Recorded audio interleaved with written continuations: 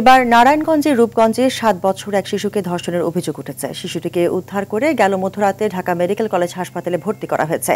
রূপগঞ্জের উপজেলা নির্বাহী কর্মকর্তা সাইফুল ইসলাম জানান, বৃহস্পতিবার সন্ধ্যার দিকে মিষ্টির প্রলোভন দেখিয়ে এক ব্যক্তি শিশুটিকে ধর্ষণ করেছে এমন অভিযোগ পাওয়া গেছে। ধর্ষণ নিশ্চিত কিনা শিশুকে পরীক্ষা নিরীক্ষার পরে জানা যাবে। এ ঘটনায় জড়িত ব্যক্তিকে গ্রেফতারের চেষ্টা চলছে বলেও জানান তিনি।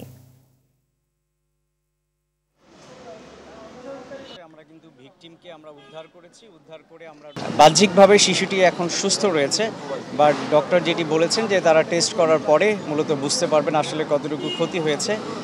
আর আমাদের যে অপরাধী যারা ছিল, আমরা ঘটনাটি শোনা মাত্রই আমাদের উপজেলার পুলিশ এবং আমাদের নির্বাহী ম্যাজিস্ট্রেট বিন্দুকে নিয়ে আমরা অভিযান চালিয়েছি, বাট এখনো পর্যন্ত আমরা কাউকে ধরতে পারিনি।